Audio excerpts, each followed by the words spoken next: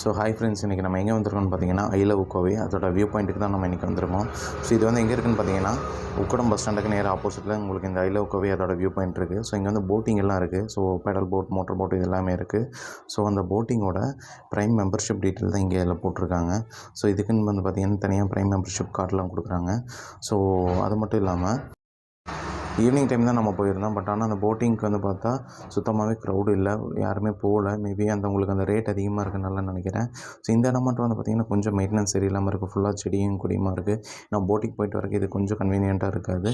இந்த லேக் ஒரு full round போயிட்டு வந்தாலும் நியர்லி உங்களுக்கு 20 to 30 minutes ஆயிரும். அந்தளவுக்கு இந்த லேக் வந்து பார்த்திங்கன்னா ரொம்ப லார்ஜாக இருக்கும்.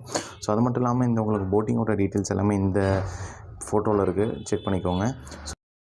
சரி, நம்ம வந்த வேலையை பார்க்கலான்னு சொல்லிட்டு சைடில் இருக்க ஃபாஸ்ட் ஃபுட் கடையில் போய் ஒரு ஸ்ப்ரிங் பொட்டேட்டோ ரோல் வாங்கி சாப்பிட்டு கிளம்பிட்டோம்.